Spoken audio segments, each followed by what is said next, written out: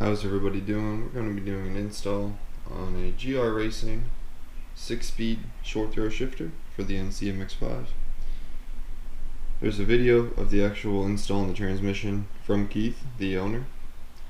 I'll drop that link in the description. So now for the install, you're going to need Phillips head screwdriver, and you don't really need it, but it helps a lot. A plastic body tool, these can be had on Amazon.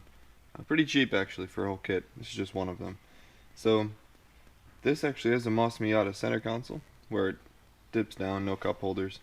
I believe on the OE one there should be one screw underneath the cup holder. You're going to pop the cup holder out and one Phillips screw there. There will be one or two under here, we'll get to that in a moment, and then one under here as well, under the little change compartment. So to get all this stuff out, just really pop it out. There's no real good way to do it.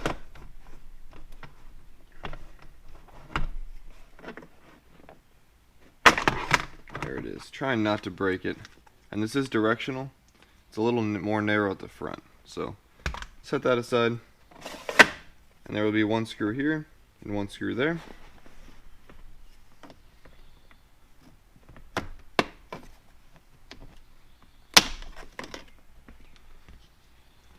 And there will be two up here as well. So that's 4 screws holding this actual center console down.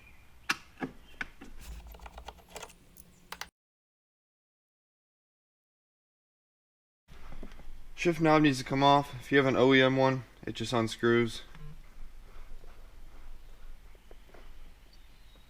Simple as that. So now we have, this center console will come up now. However, the window switches are plugged in, and you have to really unplug it to get them out.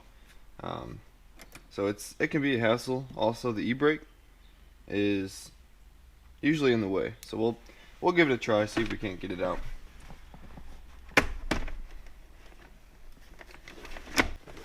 E-brake, typically rotate and pull up, and that will slide this boot and handle off of the actual e-brake handle, and you can just pull this straight up and out. Notice the e-brake was left on. Alright, for this next part we're going to need a 10 and a 12mm socket along with your ratchet. And first things first, using that Phillips head the flathead screwdriver, there'll be a small plastic clip here.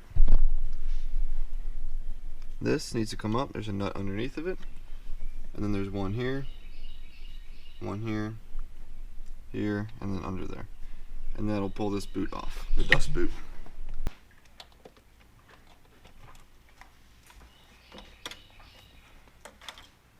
Sorry about that. So now with all 4 nuts exposed, give them a loosen. Make sure your e-brake stays on during this whole time, because I mean, unless you have something else holding it, there's nothing holding your car. So now with the 4 nuts removed, set those aside, and dust boot should come on up. Also, side note, all these wires are not actually in stock cars. Some are for like a light kit I have. These 2 are for the 12-volt power source in the center console. Some are for the radio and head unit here. So it's just kind of a combination of a bunch of different wires.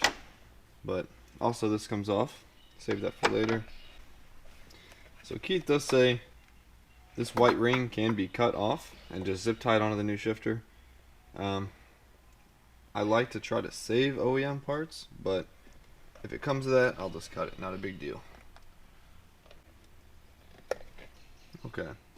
So the white ring is able to be removed. It's nothing less than a hassle to do, but you can do it. If you're not worried about it, you can cut it, and like he said, you can zip tie it on later. Because I believe that shifter, the new one, is a smaller diameter than this, so you're going to have to use a zip tie either way. Alright, once that comes up, this boot will just come right off.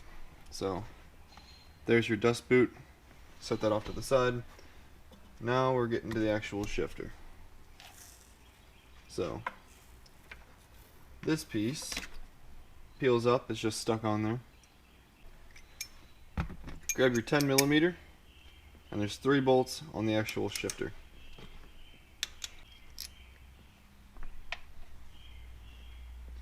Once those 3 bolts are removed, this comes up all as one piece, and you'll see here, so here's the actual shifter.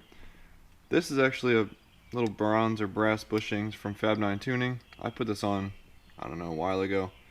So normally it's a black Delrin style bushing, but make sure that comes out. Whatever you have, whether it be the brass one or the Delrin one, make sure that comes out.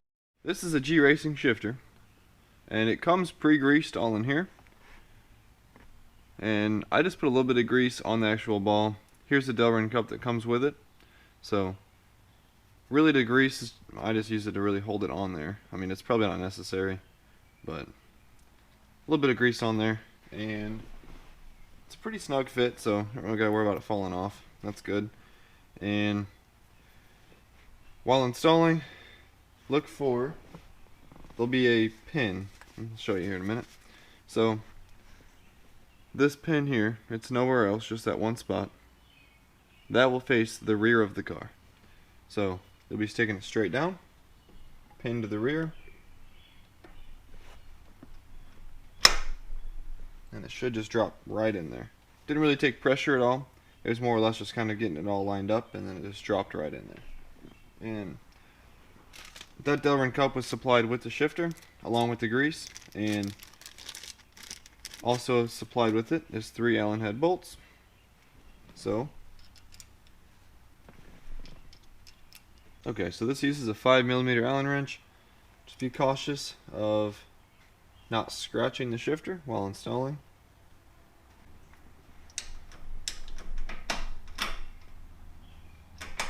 You can see here reverse.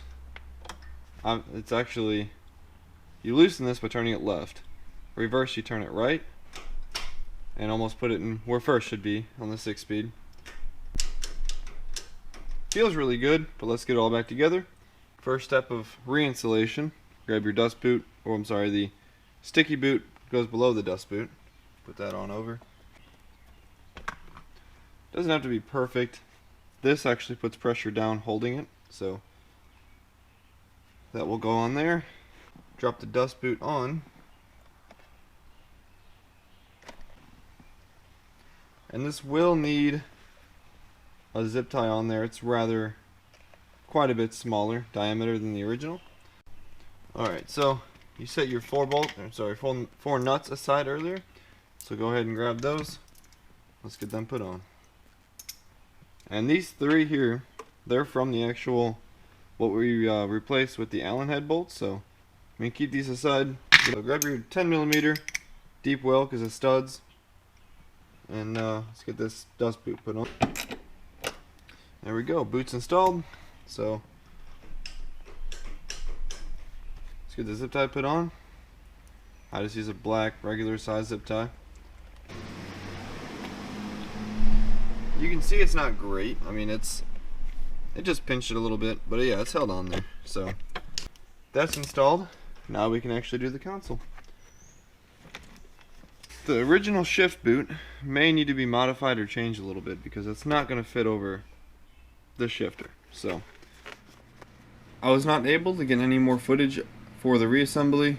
However, the reassembly is the same process as the disassembly in reverse. For the shift boot though, some people, I've seen they cut the ring out of the leather shift boot and just use that one with the G Racing shifter. Others just make a custom one, and you can use any material for that. Thank you for watching. I hope the install goes well for you. If you have any questions, drop a comment, and I'll see you in the next one.